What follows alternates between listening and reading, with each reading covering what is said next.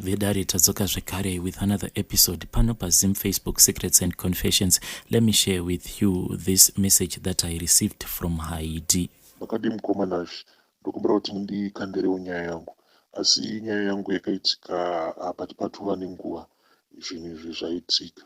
Zvakaitika around 2017 kukuku zvatova nenguva zvaitika. Panguva yacho ndaitawo basa reUmalaicha.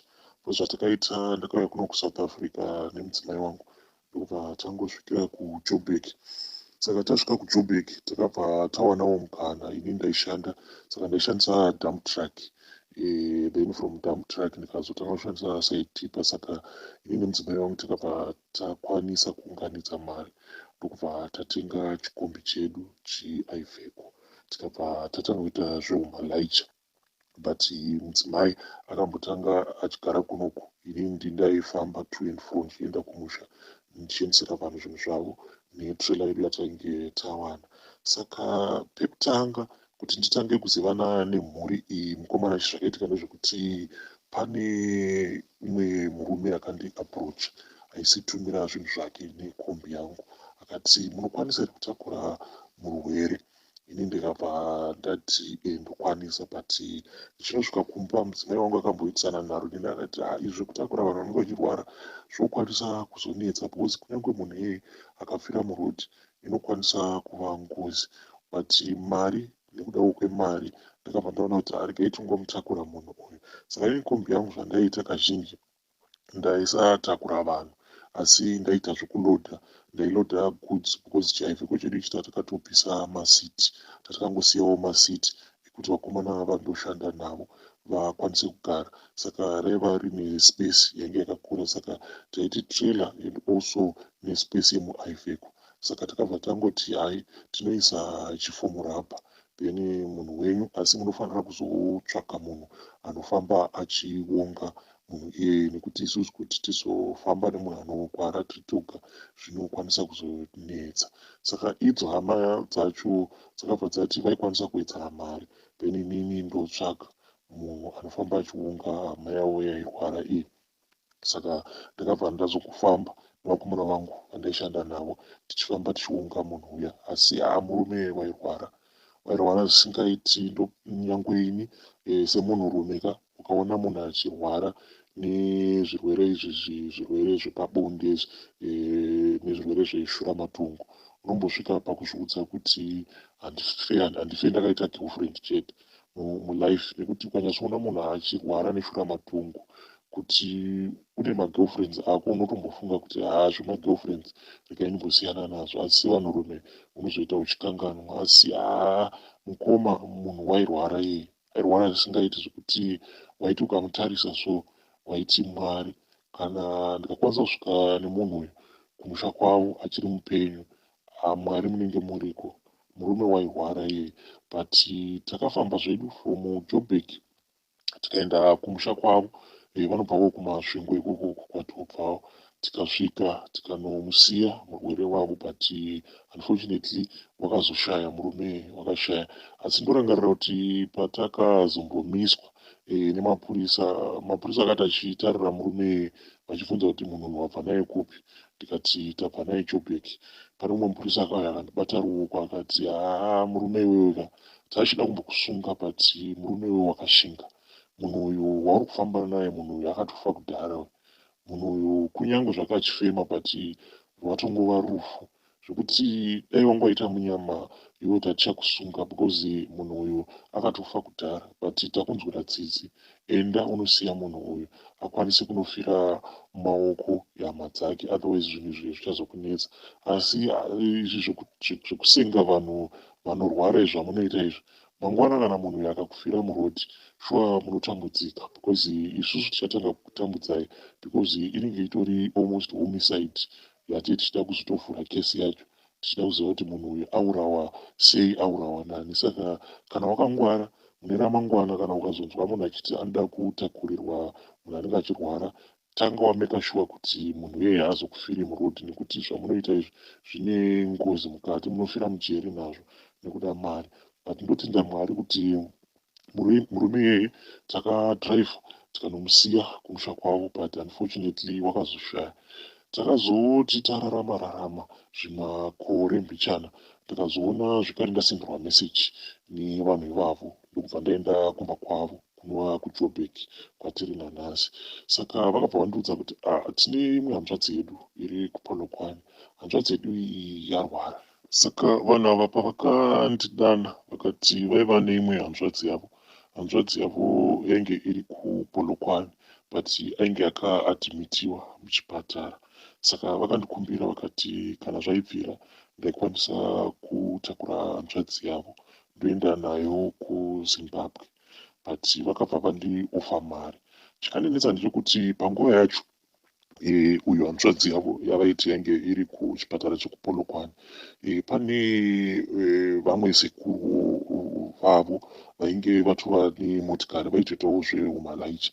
Saka zvakangondinetsa kuti kuvadi vashandisa imwe hama yavo already iri kuitawo zveUmalaicha, but panguva yacho handinokwanisa kunotisa kuti vanhu ava vaitya kuti hanzi kwainga kuina vamwe bamukuru vavo vakabata, hanzi vane mimwe mishonga isingaiti, hanzi vari kukuHarare bamukuru vavo, hanzi munhu ane mari dzake, hanzi vatore mapurazi akati saka ivo vaitya kuti kana anenge aenda pamberi, hanzi ndozvinoitika mumhuri mavo, anoenda pamberi kana pakaita urwere, munhu iye ndiye anobva azoatakiwa.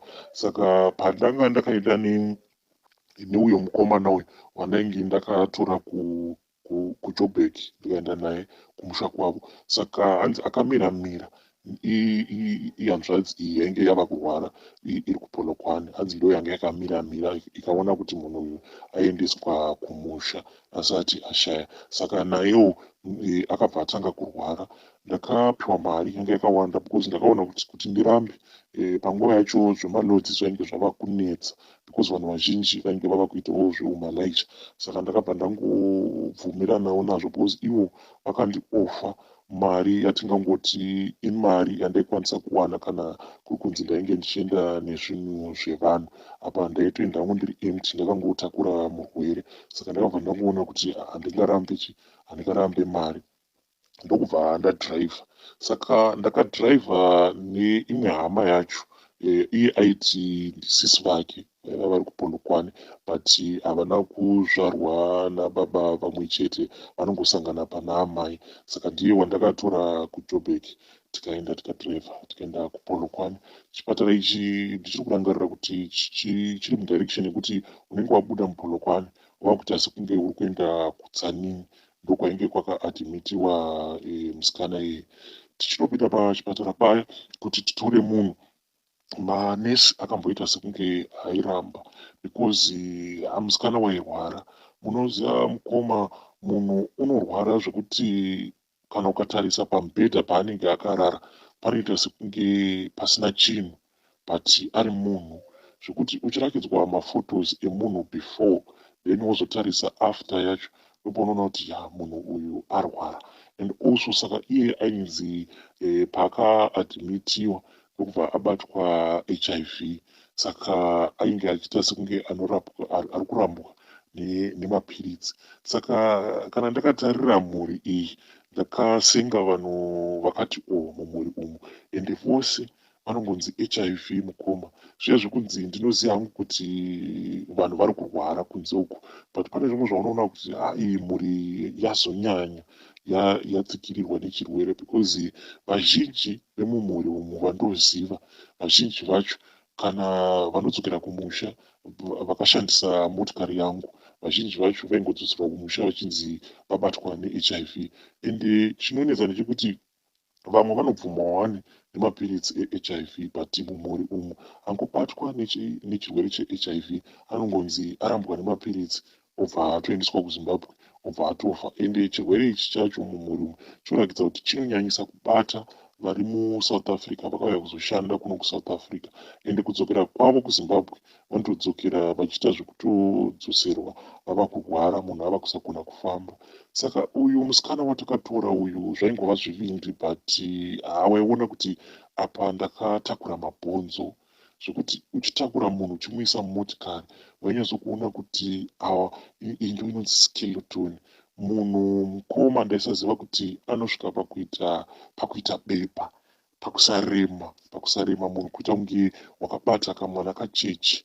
Uchiisa munhu motikari unoona kuti ichi chiskeleton chandaisa munhu hake asina nguvawo skeleton. Saka musikana uya takamutora mupolokwane right. Chipatara chacho hanzi Mankweng hospital, ndachirangarira zita racho chainzi Mankweng hospital.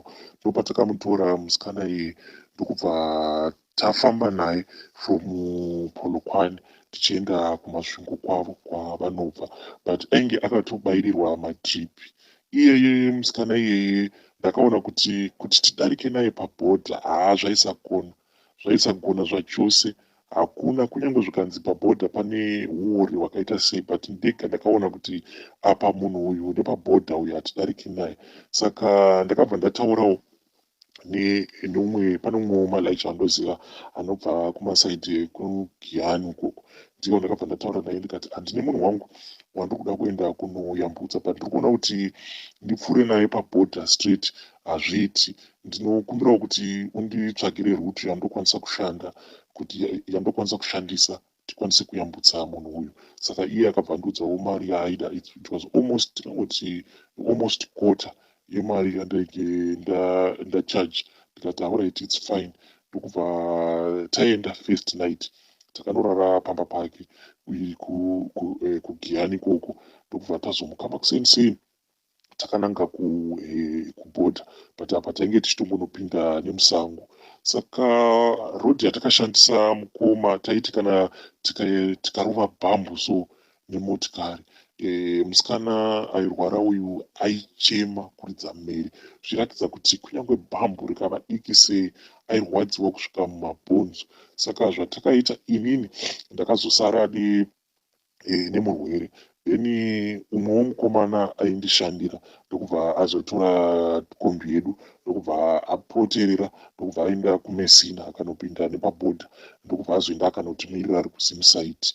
Munoziva mukoma ndakapinda muna Limpopo ndakabereka murwere. Takaita zvokutora rimwe tawero iri ndikaita rekusunga pachesti pangu munhu ari kumusana, uchinzwa kuti panapa ndakabereka skeleton chaiyo.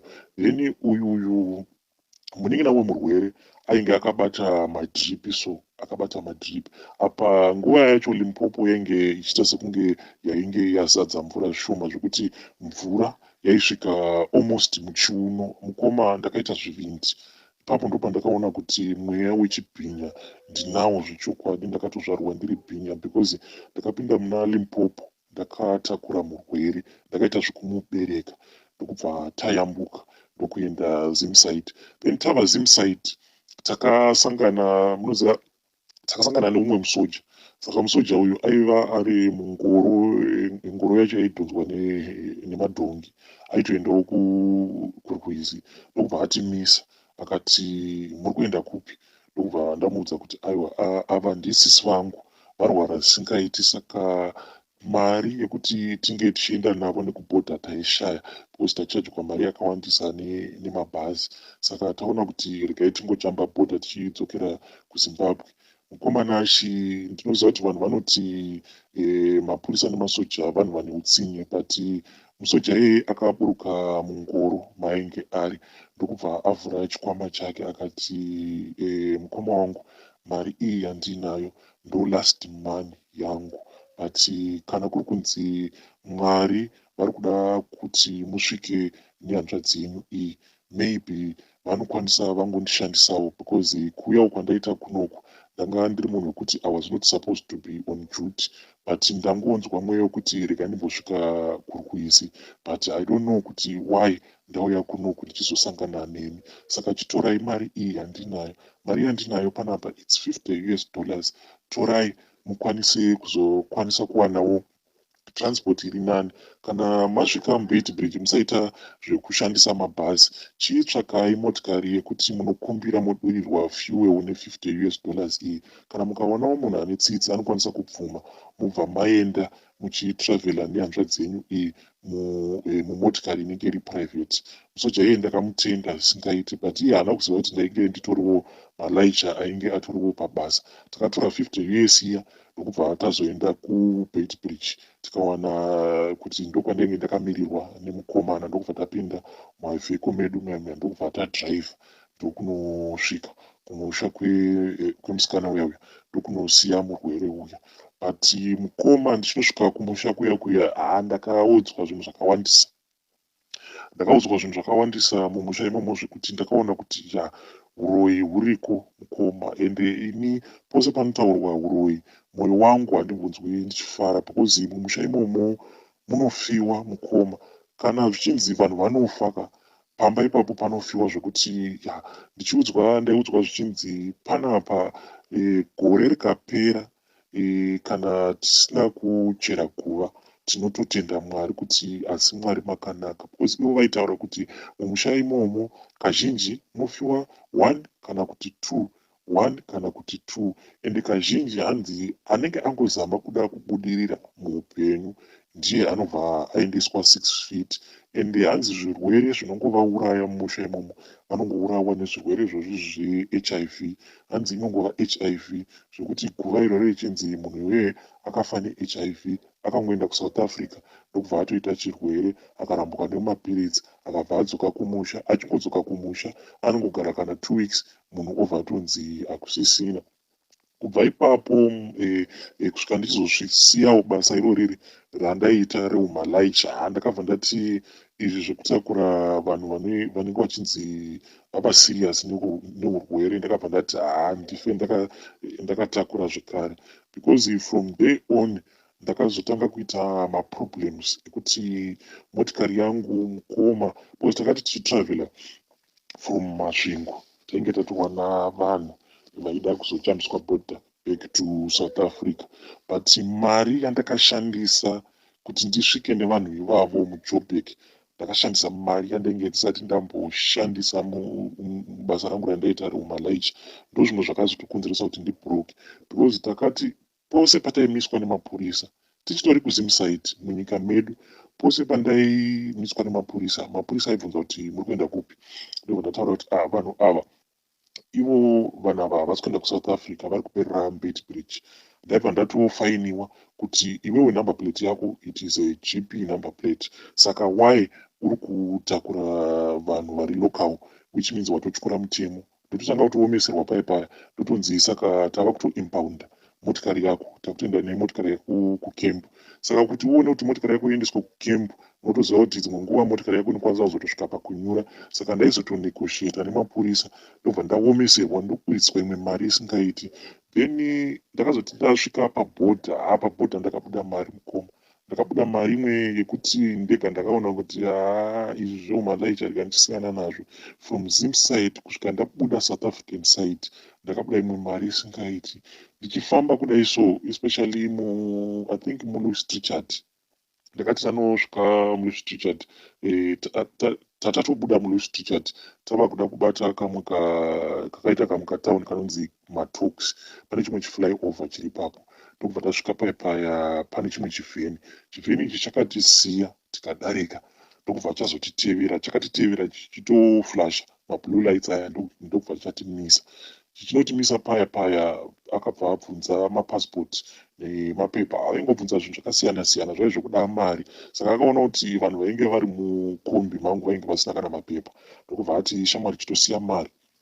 Saka tatangojaira kuti vanhu vaya kana ukavapa 200 kana 300 rands vanokusiya obva vaenda, but vakandiudza kuti vari kuda 5,000 rands.